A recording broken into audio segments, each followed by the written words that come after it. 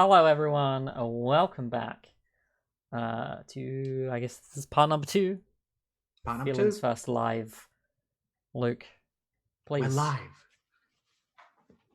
Yeah, so stage lights come up on the Winter Queen's chambers, the Snow Queen's chambers. And yeah, it's like roots and then like frozen earth making up the walls. There is like a frozen pool in the middle of the floor that kind of like basically is functionally like a mirror. Lots of knitwear around, but like delicate knitwear, if you can imagine such a thing. It's like knitwear tapestries and knitwear, like curtains, all in whites and blues and purples and all these very wintry color, pale grays. And yeah, sitting on a throne of like twisted blackberry brambles, but all of the like spikes are incredibly long and icy. There is the Snow Queen, who is very, very small. Not so much short-wise, but like very, very thin, and then like bundled up in like a whole bunch of knitwear. And her face is kind of like perfectly white, like snow white, and just completely. It is impossible to judge her age. She could be anywhere between 30 and 80 because her face doesn't wrinkle. It just doesn't do that because it's made of ice. And I think she kind of like immediately locks eyes with the Nightmare Horse upon your entry into the chamber. And Cinder Sam, like you managed to pass below notice for a moment and like, have kind of the run of the room. How do you want to play this situation while this detente is ongoing? Yeah. I actually think that I might lean right into that and sink into the mud. Okay. As one does. Exactly. So I have a move about sinking into the mud to not be found.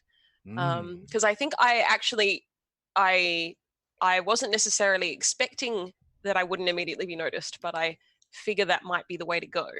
So I'm going to attempt that. So I think I have +2 on that. That's good. Okay.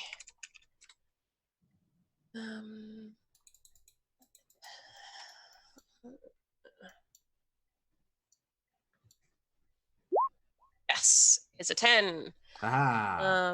So it says on any hit, you can't be found, and any trouble that comes passes you by without touching you. You choose when to emerge. On a 10+ hit, choose one of the following as well. I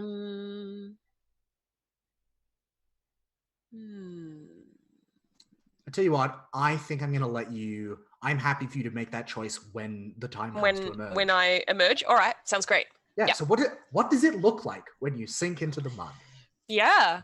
I think in this case it is kind of fairly literal in that I think I sort of come in through the door and immediately kind of like stand against the wall, and when it becomes apparent to me that I haven't been noticed, I just sort of step back closer to the wall and then a bit into it and then a bit more into it. And by the end of it, there's just this kind of like labyrinth-esque situation where only my eyes are like visible. There's just these two little eyeballs like stuck into the wall. Yeah, cool. Yeah, and so I think we get this like this tableau of like the Snow Queen and the Nightmare Horse staring at each other, Cinder Sam kind of beady eyes watching through the mud of the wall, and then stage lights down. Stage lights come up on a very different scene in the deep woods. Sorry, Andrew, where was it that you decided to lead everyone exactly? Could you just read it for us again? Oh, I mean, we don't need to dwell on the details of the thing, but just that we're in the dark woods where the trees have turned cruel and treacherous tracks lead. There's danger. Yeah, and so I think like where, for whatever reason, and like this is fairy, I don't have to fucking justify anything, right? Like I think it is sunset where in the woods where you have stepped to. Because that's creepier, so of course it is. Because that's creepy, right? That's creepier. And I think it's just like there's like really enormous pine trees that mean that there's just these like incredibly not dappled, because dapple implies like circular, like red light broken by like the bars of pine needles, just like cast all over the light, like the ground in like a bloody wash. And then all of these like twisted oaks and twisted hazels and twisted willow trees.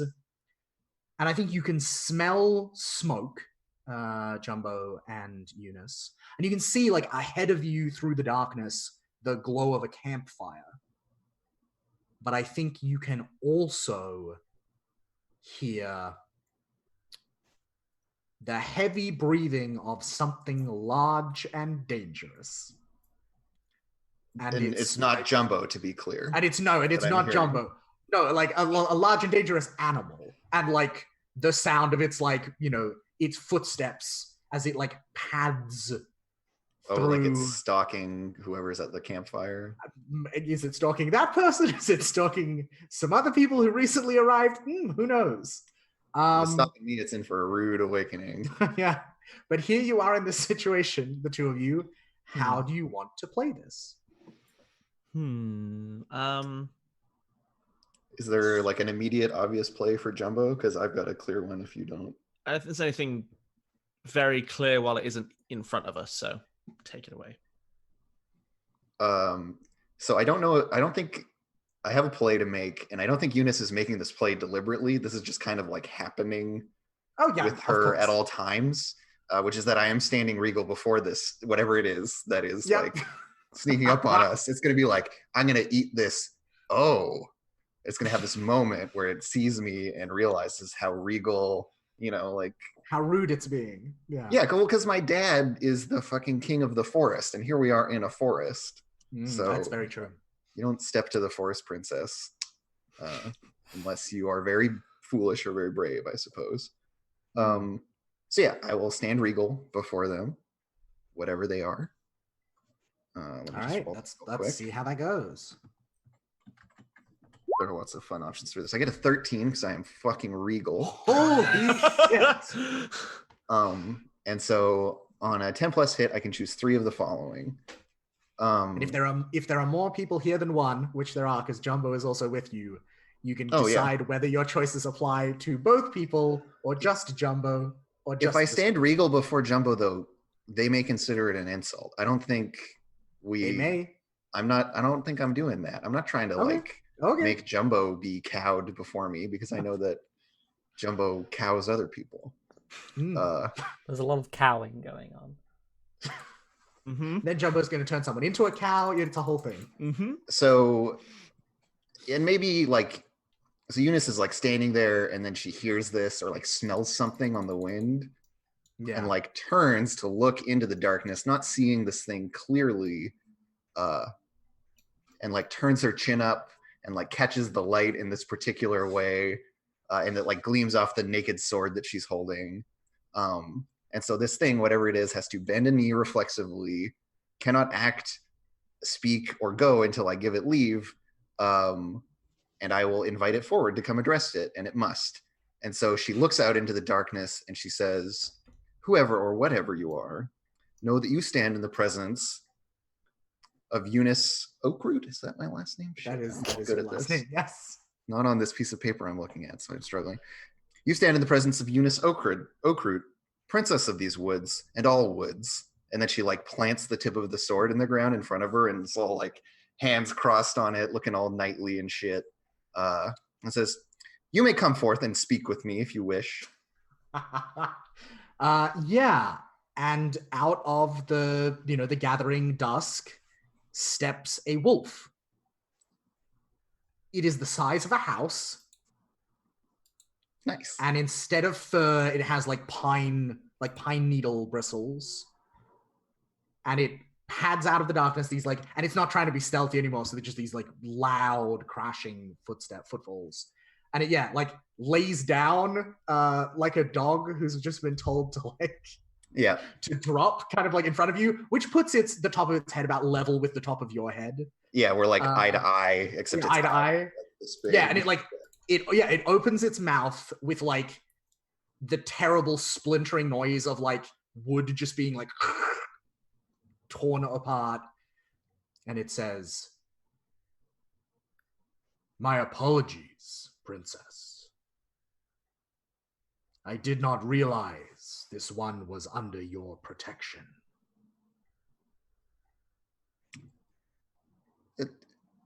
Who am I protecting, anyways? And she like points over at the fire, but like has no idea who's there. It like licks its lips, and it says, "A king." Oh yes, the petty nobility, of course. And she like reaches out and like pats the wolf on the like not on its nose, but the fur like just behind the nose, like gives it a little ruffle. But I suppose you don't fear him. Your leaves don't fall. It is not him whose flesh I wished to taste. He has a tendance, succulent and juicy.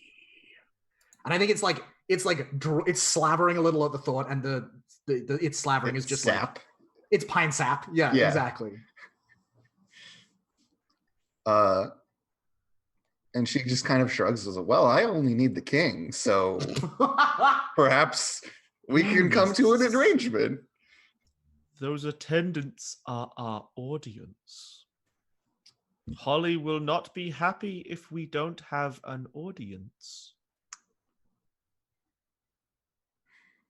And there will be no one to applaud you. And she turns to the wolf and she says, "Do you like the circus?" Have you ever been to a circus? You know what I mean when I say a circus, don't you? Do you have any pups? I ate a juggler once. He was. And Jumbo is behind me miming juggling, like. Yeah, and its eyes just like one of its giant eyes just like shifts past you to Jumbo, and it licks its lips again. I ate a juggler once. My stomach wouldn't sit down for a week. Oh my god. That would be if the wolf was in the circus, Ashley. Yeah, I don't think the wolf is particularly interested in circus shenanigans. No. No? Okay. I think the wolf is very polite and like evasive about this. Yeah, it doesn't want to offend me. And so Eunice turns back to Jumbo and just shrugs. Everyone critic, I suppose. Well, look, old chap. Now,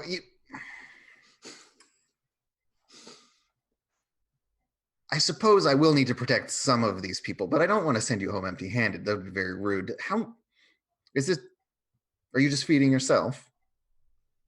Just me.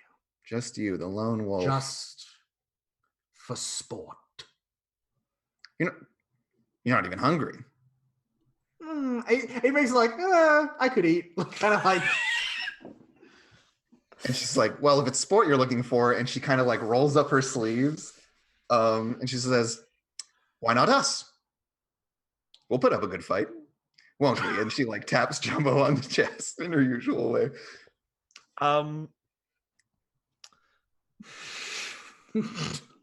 Just gonna do. She kind of leans back and like in a sort of half whisper to Jumbo, is like, come on, he's only a little one. It's no problem. Cool.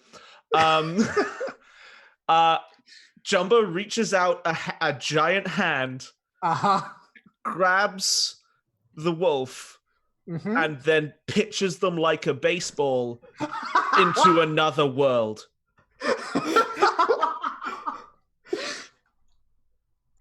When you break someone, you throw them bodily out of this world into another. It's like,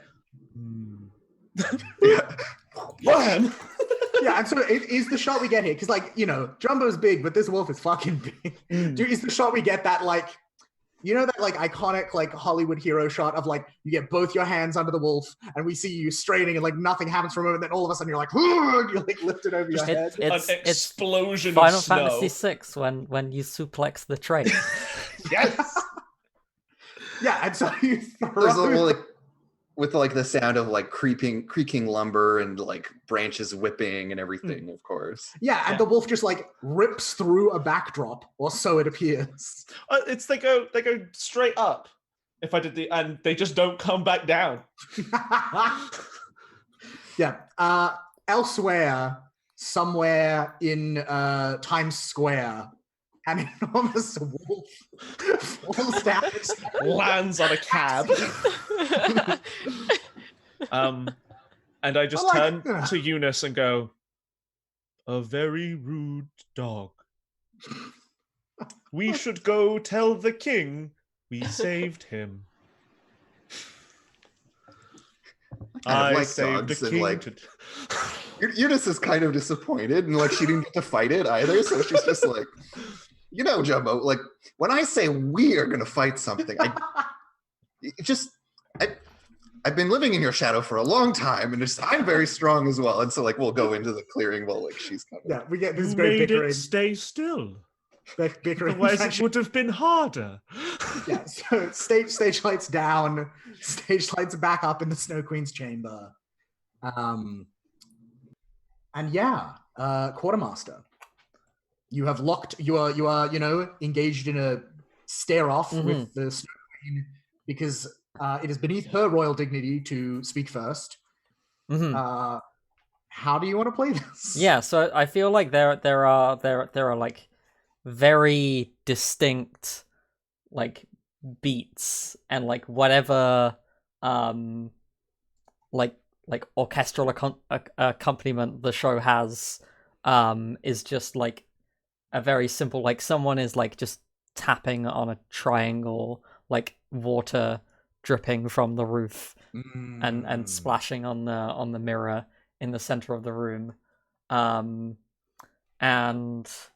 the Queen and the Nightmare Horse have locked eyes, and she is so struck by my grace and my beauty and my poise that I take her breath away. Of course you do. Wonderful. Let's see how that goes. So I have a +2. 2d6 + 2. I get an 11. On any That's a hit, good roll. your eyes meet and they catch their breath. They can't proceed with what they were doing until they've answered you. On a 10+, choose 2 of the following, and you're telling them the truth. So I think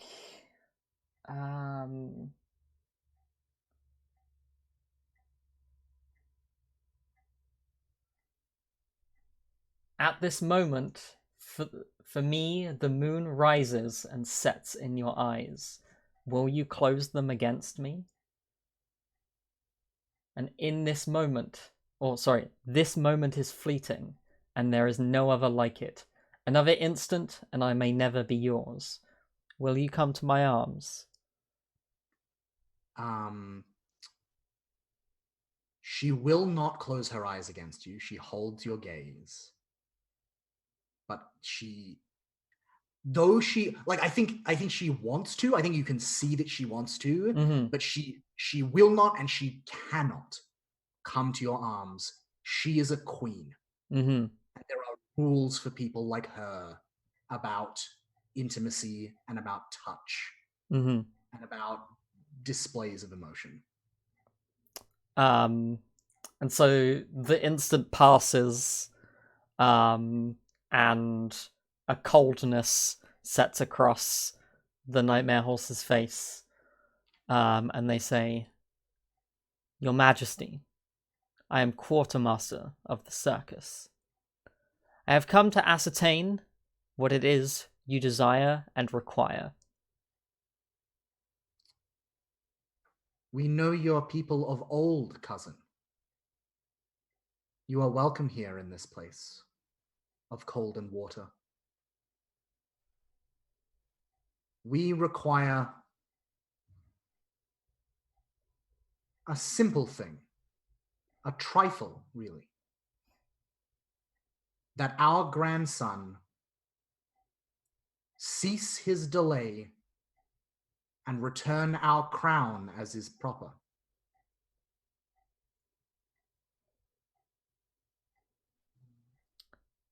I think both of you see,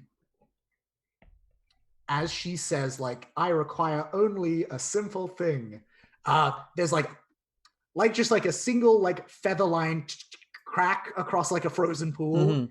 There is more to that statement than meets the eye. Yeah, so Quartermaster says, I have had a long life dealing with members of the nobility. If there is anything else you wish to say it now, or let it be kept forever. And I would like to draw them out. Yes, I thought so. So I also it's something I would love to do at some point also, just as a little... All right, we'll come to it after this. I think. Yep. So I have a +2 in my draw them out. Oh, I get a 6. Oh. Choose one anyway. Okay. What are you forgetting, ignoring, or keeping from yourself? I think you see the truth. Like, I think what happens, like, on the surface level is she just gives you like a, like a courtly non-answer, right? And like refuses an answer. But I think for a moment your eye is caught by her reflection in the mirror, the pool, the frozen pool of water, and you see her, and you see her on the throne, sans her like the trappings of royalty, right? Like all of her like fancy robes and her crown and her scepter, and like all of that is fallen away, and she just looks very, very small on a very large throne and very, very lonely. And she's like shivering and freezing to death inside this like cage of manners and propriety that keeps her from being close to anyone. And yeah, that's what she's ignoring and keeping from herself. Cinder Sam, I hear there is a play you would like to make. There is. I would have a suspicion what it might be. I would really like to size someone up. Aha! Because I had a read of that, and I don't need to speak or interact with them in any way, which is great and very convenient because I am just eyeballs right now. I can just be socially anxious and lurk here in the corner. Exactly. Stand people like that. Mood. Just eyeballs right now. All right, so I think I have +1 to that.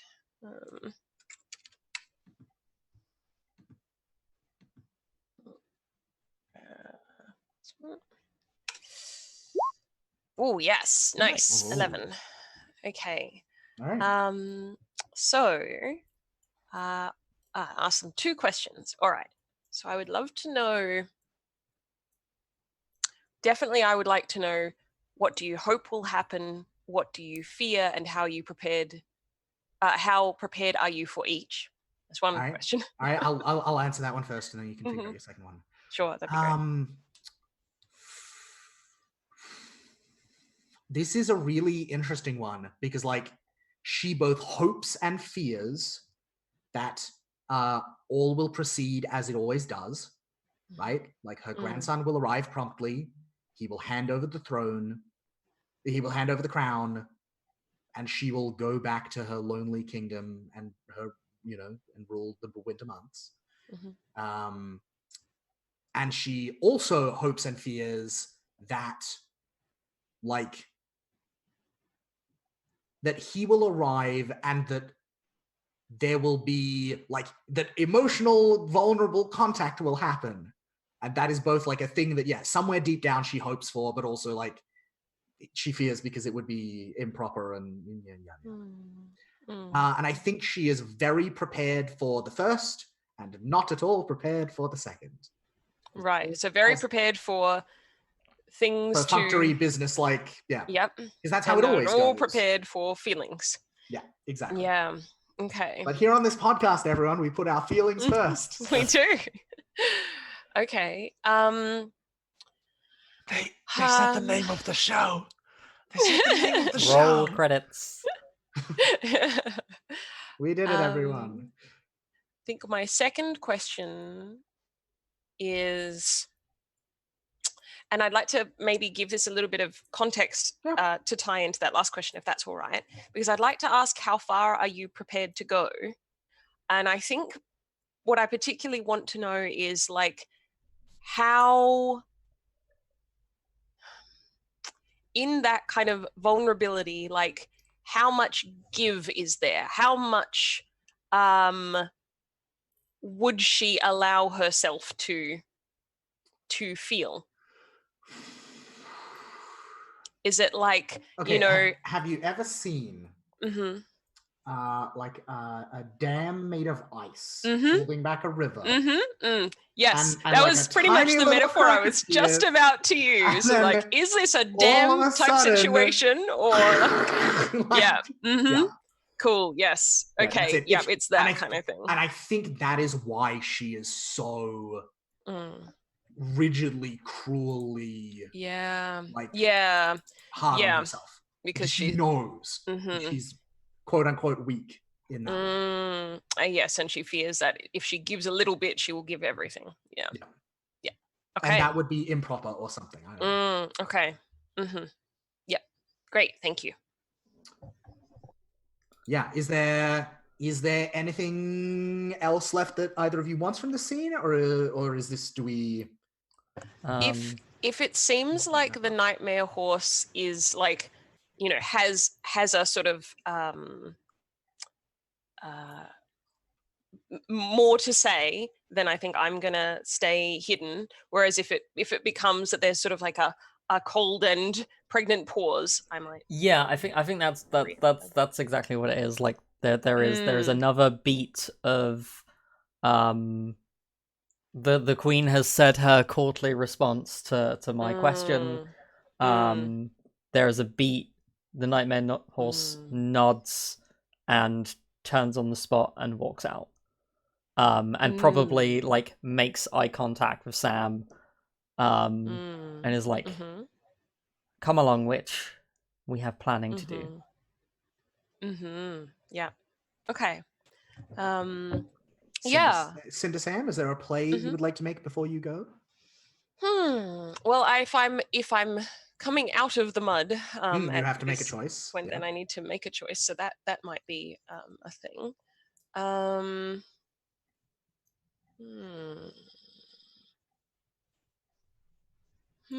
But there isn't. I don't really. It does say on a 10 plus, choose one of the following. Not you may, because there isn't really one that necessarily feels appropriate right at this minute.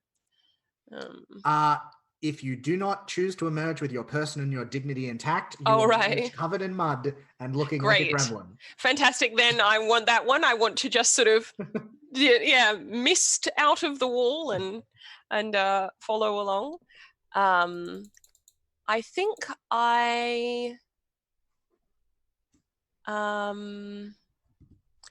actually, as I sort of I do that, I kind of like emerge from the wall as smoothly as I disappeared, and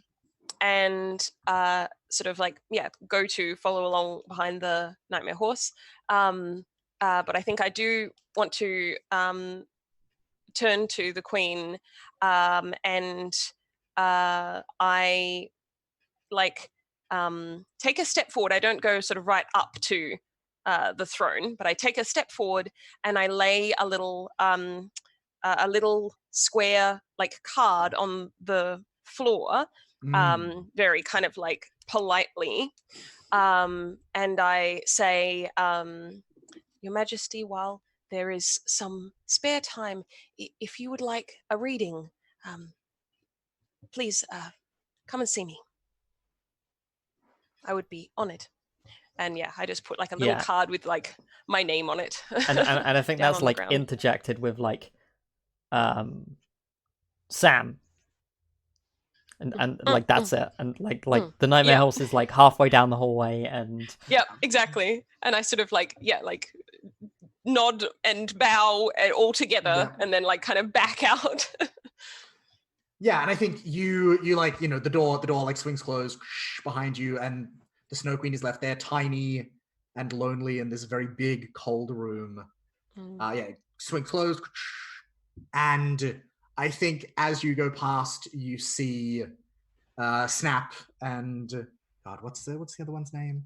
Philemot, I believe. Yes. Mm-hmm. Yeah, Snap and Philemot are like very deliberately not holding hands now, but they're standing next to each other about an inch, with their shoulders about an inch apart, having a conversation and both kind of blushing and neither realizing that the other one is blushing. Yeah. Mm-hmm. Yeah. Very good. But also both of them are very warily, like every sound they keep like looking around as if to be like, wait, is someone here? We can't be caught interacting from different courts. Oh no. Yes. So stage lights down. Their stage lights come up on a campfire in this forest, where there is a 9-year-old boy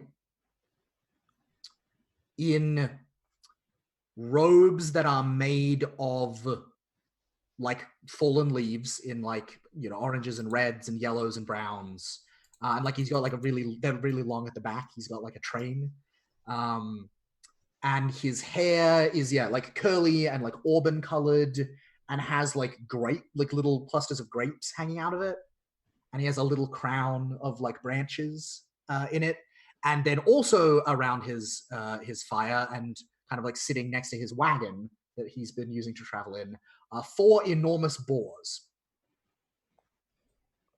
And he's got a little tin kettle over the fire that has just come to the boil as the stage lights come up.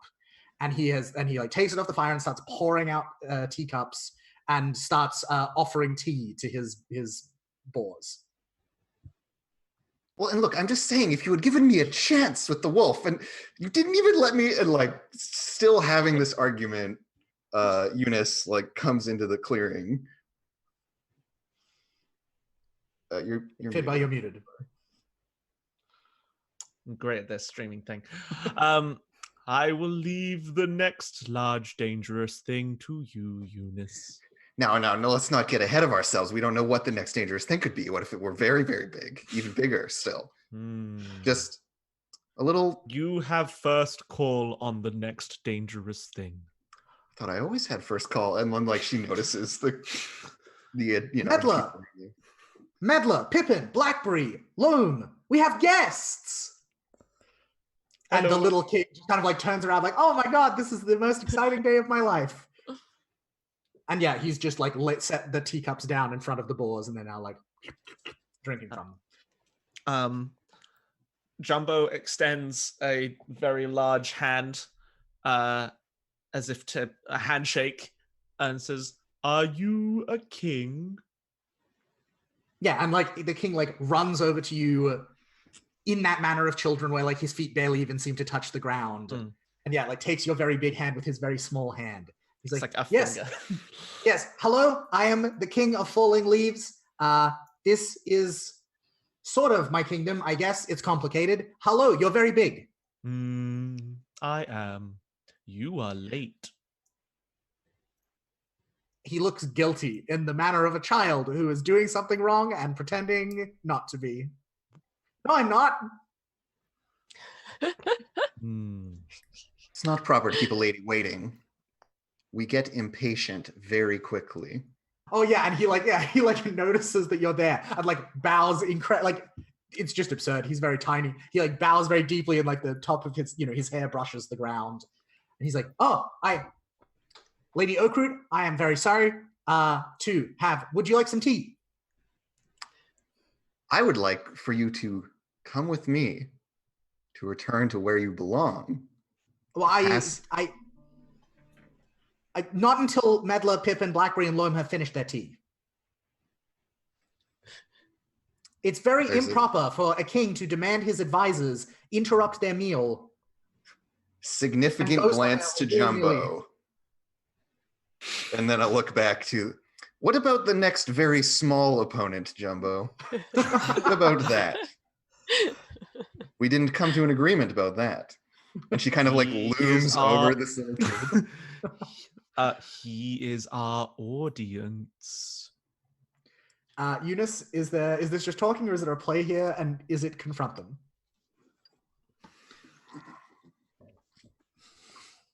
Maybe I'm really just trying to draw them out. Yeah. Do I have to confront them first? I don't know. Nope. I kind of feel like I'm just trying to get this kid to be like, To this be is real why with I you? am being late and Yeah. terrible. Like, please don't Yeah. beat me up, giant lady. Yeah. You want him to level with you. Yeah, gotcha. Yeah. Let's be Got real it. with me. Stupid Draw kid. someone out sounds like the play. How are you at this? I'm passing fine at it. I'll have you know I got an 8. Oh, okay. Could have been worse. I've lost my sheet. Here we go. So what do I want to do here?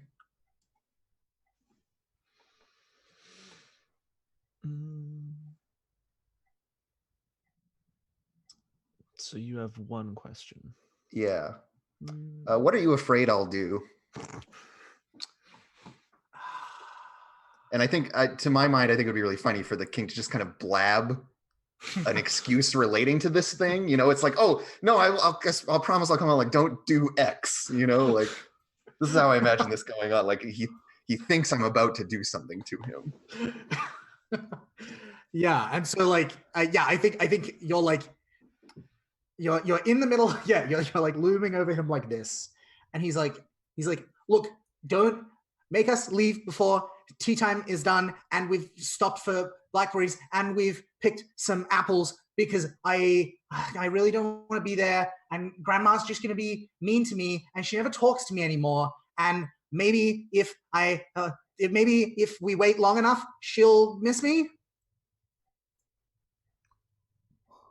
No. Just quirks an eyebrow. And then like one of the boars like makes a snuffling boar noise, and he turns back and he's like, Blackberry, take that back. Lady Oakroot was not trying to threaten me. She's nice.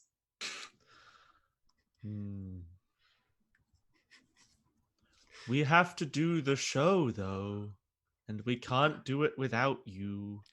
There's gonna be a show. Can't We abide are delays. Eunice Medler and and Pippin myself like show. are the Hollyrose Circus. 2/5 of the circus, to be precise. What's a fifth? This is 5. This is 1/5 of 5. And he nods this- very seriously, like, I get it. And this is what happens. And this sounds similar, often confused, is a fist. And he just like laughs like a child. Like it's not that he doesn't think you would hurt him. It's that in the way of a crowned head of fairyland, like he just is not actually concerned that you could. Yeah. Mm-hmm. Yeah. And so he's like, Medler and Pippin do really love the circus.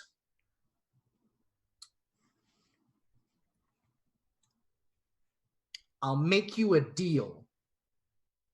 And he's pointing at Jumbo, but he's looking at Eunice.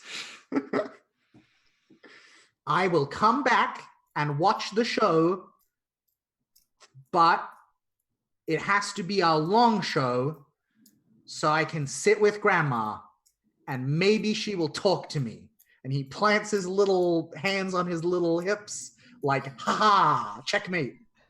Jumbo makes it. There's a creaking noise, which I think realize sounds like stones shifting over each other, which is Jumbo going, And looks at Eunice and then does it. I think we have a deal. Eunice? And she is kind of huffy about this, like, any arrangement that the two of you make, you are free to make, but I did not cave at the knee. I did not capitulate. And she just kind of stands there, like, proudly. Your Put all these stance, fours if I have to. your stance has been noted.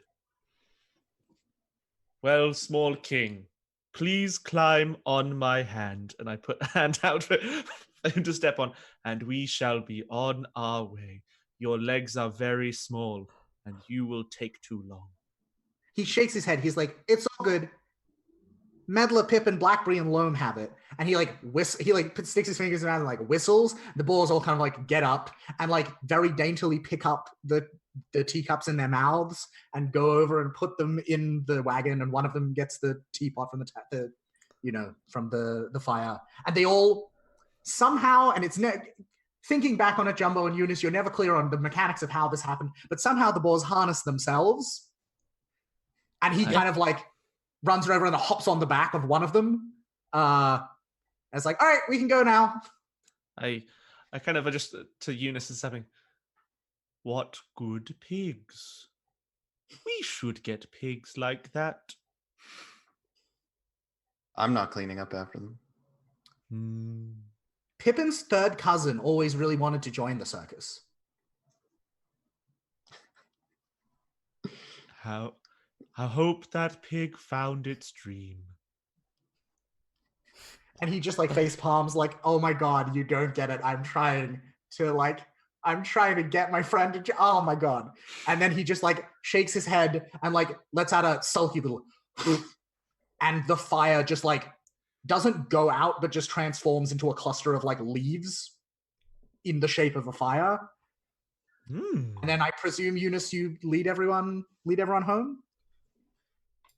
Yeah, I think she's like, now where did I put that? And like briefly loses the thing she's looking for and then like disappears behind a tree and is just gone. Eunice! Presumably y'all have to just like follow. Yeah. Is this step into the woods again? Or I mean, do we get to leave the woods at any time? I guess not. It doesn't say so. And like, I feel like whatever it is, like a feral orchard of whatever the fuck it is, like that sounds like Orchard Cross to me, right? Like, oh, so I just do the move again and get us back there, you think? Yeah, I reckon. Okay, well then, I'm passingly capable of stepping into the woods. What could possibly go wrong? What could possibly go wrong? Jumbo needs to get some of those apples and pears growing boozy and feral. All right, well, that's where we go. Unless I want to be cool. a jerk somehow, but I don't think I do.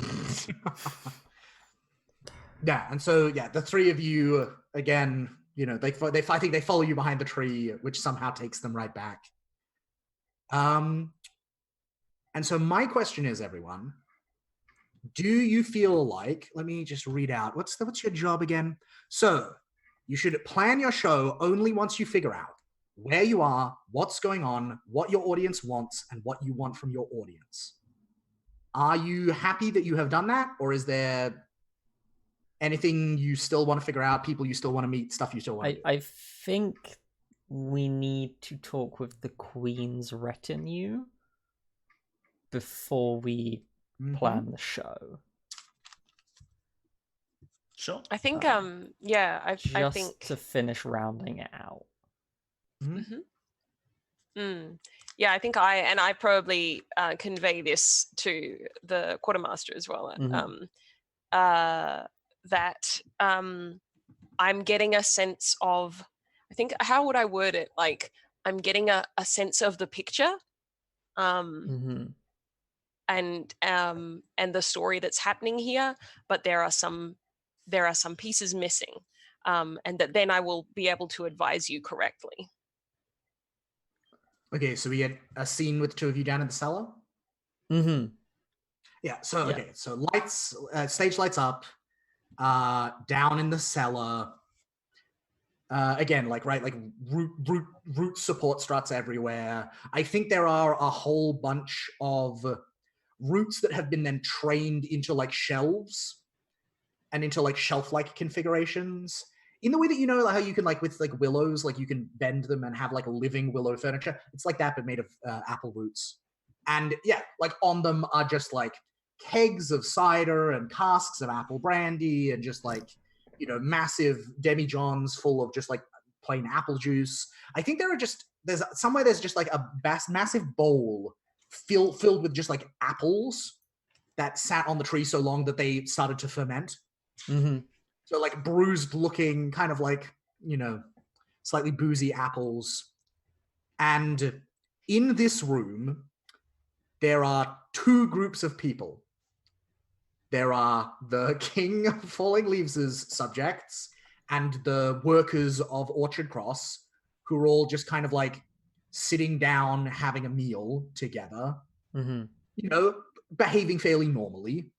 And then in the other side of the room, there are the Snow Queen servants who are all loudly and obnoxiously getting drunk in their impatience. The loudest and drunkest of them is he's wearing like, it's not a hat. Is it a fascinator? It's not a fascinator. It's like it's like a shawl, but with like a really big and prominent collar, all made from owl feathers. And so the collar is made from like tail feathers, and then the rest of it is made from like downy owl fluff. And so yeah, Nell, the keeper of the Snow Queen. I was going to say this must be Nell. Yeah, the keeper of the Snow Queen's owl steeds who pull her carriage, is very loudly and obnoxiously drunk.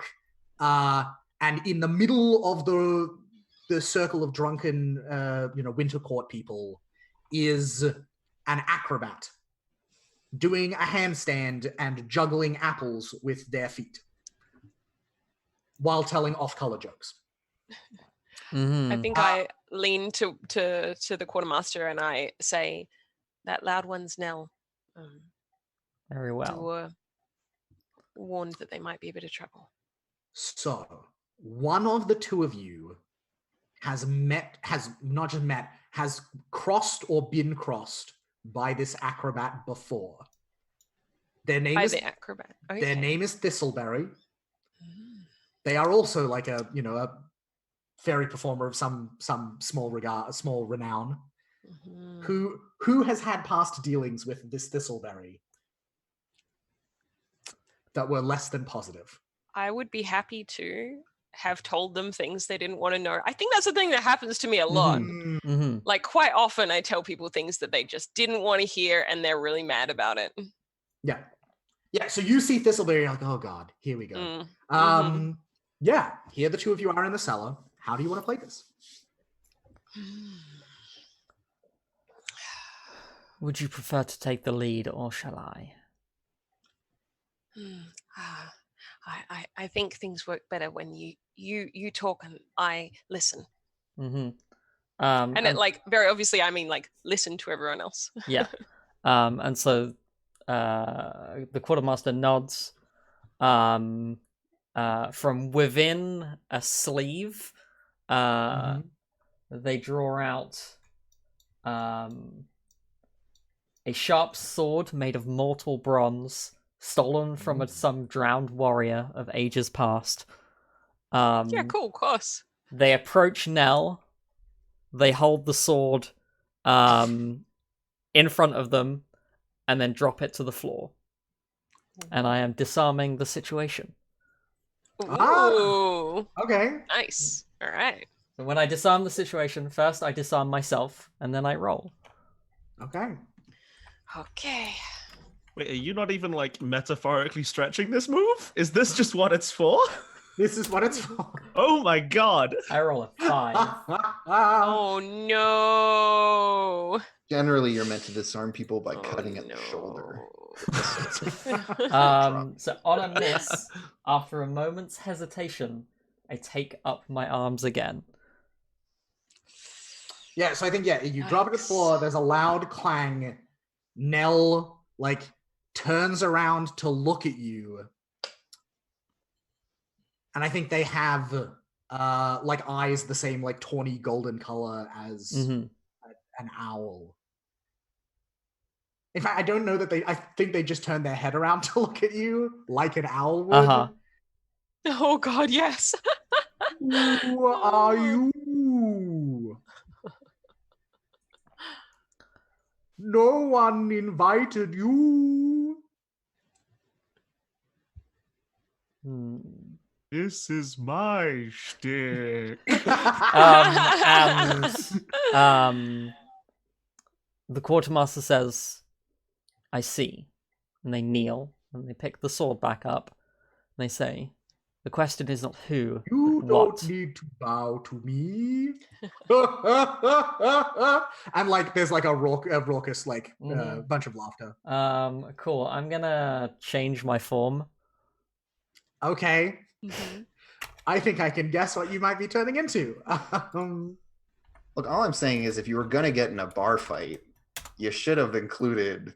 Eunice. Yeah, the exactly. rest of We've the left cast. our best bar fighters They They elsewhere. are inside a tree, so you know. I get a 9. So on a hit, I take my true form, the nightmare Yeah. horse, terrible, bloody fanged and hooved, drenched in icy water. And so, yeah, I transform into this midnight blue, drenched horse, dripping with blood. Yeah, there is a beat where the mood of the room wavers. And there's just like this moment of silence. It's broken by Thistleberry telling another off-color joke about the King of Falling Leaves' mother that, you know, like, and everyone on the autumn side of the room kind of like bristles slightly, and all the winter, and Cinder Sam, I think you can tell that like the mood here is like tearing right on the edge of a knife where it could go any number of ways. How do you want to play this? How do you want to put your thumb on the scales? I want to see what is the set a scene for someone. What is that about? Yeah, and so Get you their can attention and they must hear you out. yeah, and you can set a scene for a crowd as well as for Yeah, a well, person. that's what I was wondering. I was wondering if like, I think Sam is sort of like fidgeting a little bit because they're starting to realize that they may have to be more involved than they're used to because they prefer to kind of hang behind the quartermaster and Someone might need to de-escalate the situation. yeah, exactly. I mean, I was trying to do that. Yeah, exactly. Exactly. So yes, all right. I think that's what I would like to do. I haven't checked if I'm any good at that. Let's find out if I'm any good at that. Oh yeah, I'm all right at it. You're all right. It's okay. Okay, I'm gonna do that. I'm gonna attempt to set a scene for this group of drunkards, and calm things. Fingers crossed. Okay, it's an 8. That's not terrible. Could be worse. What is an 8? On a 7 to 9, choose 1. Okay. On any hit, you capture their attention and they must hear you out. On a 7 to 9, choose 1.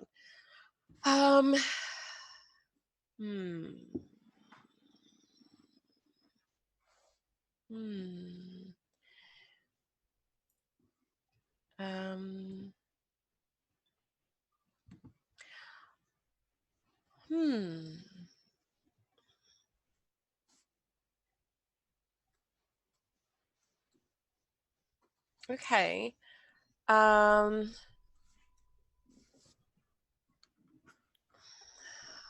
Oh, these are good and complicated. Can I make a suggestion? Yeah, go for I feel it. like the first one is probably the strongest option. Yeah, here, reveal to them what you'd like them to do. because that can be as Yeah. simple as calm the fuck down. Calm the fuck down. Exactly. Yeah, true. Yep, that makes sense. All right. If they accede, offer them a reward or a favor. If they refuse, you may consider it an insult. Yeah. Okay. So I think Yeah, I think this kind of takes the form of I have made I'm going to make the call that I usually do, which is that people are always more interested in themselves than pretty much anything else that is happening. So if I offer them things that are about them, that might de-escalate the situation. So I think I pretty much step out and I cast a glance at what's the name of the acrobat? Thistleberry. Thistleberry. I cast a nervous glance at Thistleberry because I am taking a risk here, because I'm revealing myself to them and they know all about this. But I'm going to take that risk and I'm going to step out and just hold my cards up and say, who would like a reading? Free readings, fortunes told to all. And sort of like, yeah, like do the kind of sidewalk spruiker thing. And then just like without waiting for a response, I just like find a little barrel and move it over and sit down in front of it and like cross my hands and like gesture for the first person to come up. Yeah, I like the root cause of their drunken belligerence is boredom. So I think this is a very strong play to make. So yeah, like I think they all go along with it except Nell, who just kind of like makes a like fuck all this kind of noise, picks up someone else's discarded half empty tankard and just like drains it. It's full of apple brandy. Nell's really, really drunk. Yeah. And Thistleberry, who just kind of like scowls in your direction and then hops down to go and talk to the Nightmare Horse. Yeah. Okay, great.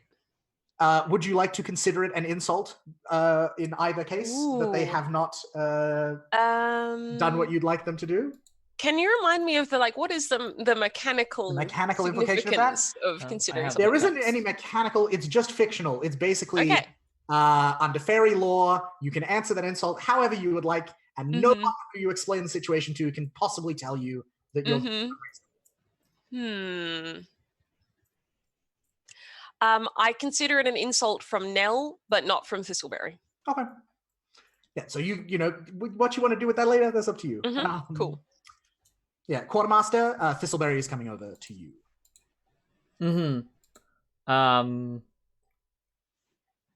Yeah, so the Nightmare Horse is like does a as Nell walks away, and like ear twitches as Thistleberry walks over, hoof like drags in the mud, and they turn, and then I think we should take a break. Yeah. Cool. So we'll be back after another 5-minute break, where we'll try and wrap this up and then get planning on a show, Luke. Yep, that's the plan. Wicked. Cool. So we'll be back in just a second. Bye.